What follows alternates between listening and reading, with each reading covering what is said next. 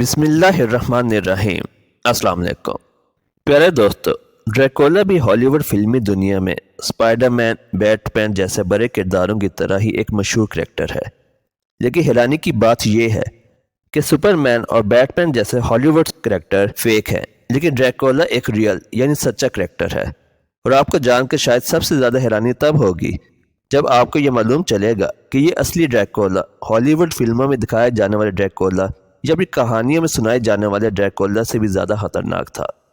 پیارے دوستو، آج کی اس ویڈیو میں ہم جانیں گے کہ آخر یہ ڈریکولا کون تھا اور یہ ہماری دنیا میں کس دور میں گزرا ہے، اور آخر کس مسلم سلطان نے اس ڈریکولا کو قتل کیا۔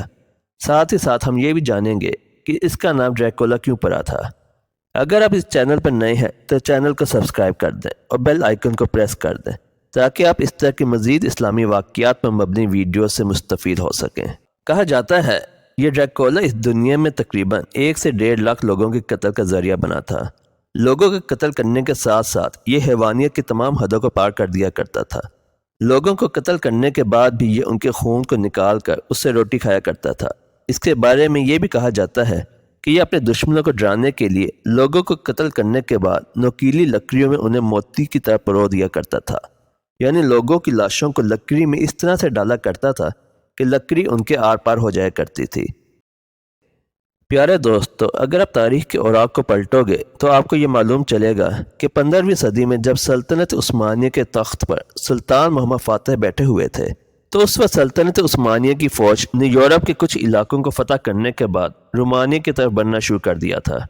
یورپ کی رومانیہ کے علاقے کی فوجیں سلطنت عثمانیہ کو روکنے کی بھرپور کوشش تو کر رہی تھیں، لیکن ان کے پاس سلطنت عثمانیہ کے مقابلے میں ایسی کوئی فوج نہیں تھی جو سلطنت عثمانیہ کا مقابلہ کر سکے۔ اس لیے ان لوگوں نے سلطنت عثمانیہ کی اطاعت قبول کر لی، یعنی ان لوگوں نے سلطنت عثمانیہ سے ایک کانٹریکٹ یعنی سودا کر لیا تھا۔ اس سودے کے تحت رومانیہ کے حکمران نے سلطنت عثمانیہ کے سلطان سے یہ وعدہ کیا تھا کہ وہ ہر سال سلطنت عثمانیہ کو ٹیکس دیا کرے گا، جس کے بدلے میں سلطنت عثمانیہ کو یہ وعدہ کرنا ہوگا کہ وہ کبھی بھی ہمارے چھوٹے اور کمزور علاقے پر حملہ نہیں کریں گے۔ لہٰذا یہ سودا ہونے کے بعد سلطنت عثمانیہ کے سلطان نے بھی رومانیہ کے لوگوں کو امان کی ضمانت دے دی تھی اور ان پر کبھی بھی چڑھائی نہ کرنے کا وعدہ کیا تھا۔ پیارے دوستو، رومانیہ کے حکمران کے 2 بیٹے بھی تھے، جن میں سے بڑے بیٹے کا نام ولاد اور چھوٹے بیٹے کا نام راڈو تھا۔ جب سلطنت عثمانیہ اور رومانیہ کے بیچ میں امن کا سمجھوتا ہو گیا تو رومانیہ کے حکمران نے اپنے دونوں بیٹوں کو تعلیم و تربیت کے لیے استنبول بھیج دیا، جو اس وقت سلطنت عثمانیہ کی کیپٹل ہوا کرتی تھی۔ وہاں پر رومانیہ کے حکمران کے دونوں بیٹوں نے خوب علم حاصل کیا اور اچھی طرح ان کی تربیت بھی کی گئی۔ وہ دونوں بھائی بہت لمبے عرصے تک سلطنت عثمانیہ کے کیپٹل میں رہتے رہے اور اس لمبے دور میں ان لوگوں نے بہت سارے سبجیکٹ پر اچھی مہارت حاصل کر لی تھی۔ وہ دونوں بھائی عربی، فارسی اور ترکی زبان کے ساتھ ساتھ قرآن کریم کی تفسیر بھی سیکھ چکے تھے۔ کچھ عرصے کے بعد ان دونوں بھائیوں میں سے چھوٹے بھائی یعنی راڈو نے تو اپنی ٹیچر اور اپنے دوستوں سے انسپائر ہو کر اسلام قبول کر لیا، لیکن اس کا بڑا بھائی ویسا ہی رہا جیسا وہ کبھی ہوا کرتا تھا۔ اسی بیچ رومانیہ کے حکمران یعنی ان دونوں بھائیوں کے والد کا انتقال ہو گیا۔ جب اس بات کی خبر سلطان محمد فاتح کے کانوں میں پہنچی تو انہوں نے ان دونوں بھائیوں میں سے بڑے بھائی یعنی ولاد کو رومانیہ کی طرف روانہ کر دیا تاکہ وہ اپنے باپ کی جگہ سنبھال سکے، لیکن ولاد نے رومانیہ پہنچتے ہی اپنے اندر کی شیطانیوں کو باہر نکالنا شروع کر دیا۔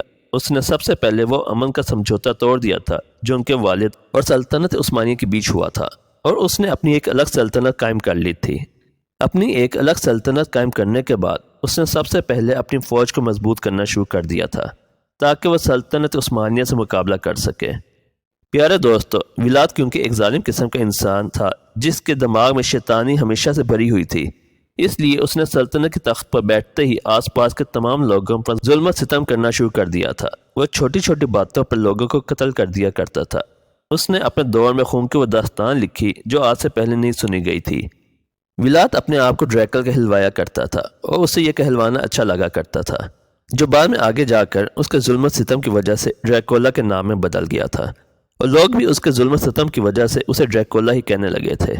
جس طرح ہلاکو خان اپنے دشمنوں کو قتل کرنے کے بعد ان کی کھوپڑیوں سے مینار بنوا دیا کرتا تھا، اسی طرح یہ ڈریکولا بھی اپنے دشمنوں کو قتل کروانے کے بعد ان کے خون سے روٹی کھایا کرتا تھا۔ ساتھ ہی ساتھ یہ اپنے دشمنوں کو نوکیلی لکڑیوں میں اس طرح سے پرو دیا کرتا تھا جیسے دھاگے میں موتی کو ڈالا جاتا ہے، یعنی نوکیلی لکڑیاں انسان کے آر پار ہو جایا کرتی تھی۔ اور انسان اسے زخمی حالت میں تڑپ کر مر جایا کرتا تھا۔ کہا جاتا ہے ایک بار سلطنت عثمانیہ کی طرف سے قافلہ ولاد یعنی ڈریکولا کے محل میں آیا۔ اس قافلے نے ڈریکولا کو وہ سمجھوتا یاد دلوایا جو اس کے والد اور سلطنت عثمانیہ کے بیچ ہوا تھا، اور ان لوگوں نے کہا کہ آپ کو چاہیے کہ آپ ہمیں ٹیکس دیں تاکہ اس کے بدلے میں سلطنت عثمانیہ آپ سے وہ سمجھوتا باقی رکھ سکے۔ لیکن ڈریکولا ان کا مذاق اڑایا، اور مذاق اڑانے کے بعد ان لوگوں سے کہا کہ آپ تمام لوگ اپنی پگڑیاں اتار کر میرے محل میں داخل ہوں۔ مسلمانوں نے اسے اپنی بے عزتی سمجھ کر یہ کرنے سے انکار کر دیا، لیکن جب ان تمام لوگوں نے انکار کیا تو ڈریکولا نے اپنے تمام سپاہیوں کو یہ حکم دیا کہ ان تمام لوگوں کے سروں میں لوہے کی راڈوں کو گھسیٹ دیا جائے۔ ڈریکولا کے حکم سے سلطنت عثمانیہ کی طرف سے آئے ہوئے ان تمام مسلمانوں کے سروں میں لوہے کی راڈوں کو گھسیٹ کر انہیں قتل کر دیا گیا۔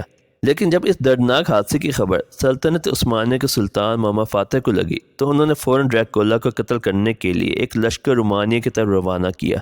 لیکن کیونکہ یہ ڈریکولا کئی سالوں تک سلطنت عثمانیہ کے کیپٹل استنبول میں رہ چکا تھا اور وہ وہاں رہ کر سلطنت عثمانیہ کی فوج کی بڑی بڑی کمزوری اور طاقتوں کو جاننے لگا تھا، اور اسی کا فائدہ اٹھا کر اس نے شروع میں کئی بار سلطنت عثمانیہ کی فوج کو شکست دی۔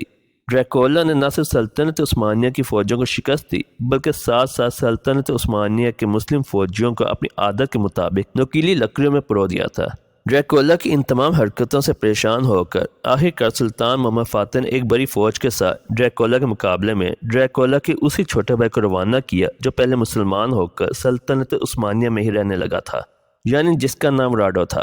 راڈو کے ساتھ جب سلطنت عثمانیہ کی فوج ڈریکولا کے مقابلے کے لیے رومانیہ نکلی تو راستے میں انہیں تقریباً ایسے 20 سے 30 ہزار مسلم فوجی ملے کہ جنہیں ڈریکولا نے قتل کر کے نوکیلی لکڑیوں میں موتی کی طرح پرو دیا تھا، اور ان میں سے بہت سے لوگ ابھی بھی تڑپ رہے تھے۔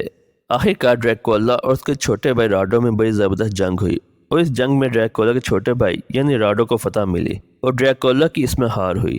ڈریکولا کو قیدی بنا کر سلطنت عثمانیہ کے کیپٹل استنبول کی طرف لے جانے کا ارادہ کیا گیا، لیکن اچانک سے اسی بیچ میں ڈریکولا کے چھوٹے بھائی یعنی جو سلطنت عثمانیہ کی طرف سے فوج کے ساتھ آیا تھا اس کا انتقال ہو گیا۔ راڈو کا انتقال ہوتے ہی رومانیہ میں سول وار یعنی خانہ جنگی چھڑ گئی۔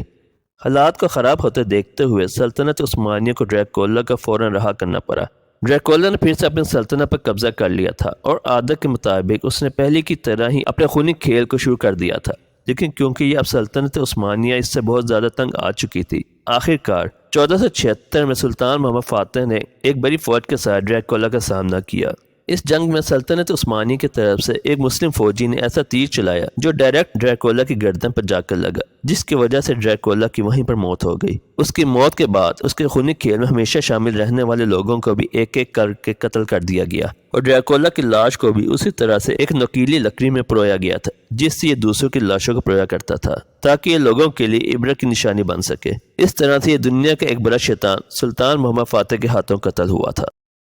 پیارے دوستو، امید کرتے ہیں کہ آپ کو آج کی ویڈیو اچھی لگی ہوگی۔ اگر آپ اس چینل پر نئے ہیں تو چینل کو سبسکرائب کر دیں اور بیل آئیکن کو پریس کر دیں تاکہ آپ اس طرح کی مزید اسلامی واقعات پر مبنی ویڈیو سے مستفید ہو سکیں۔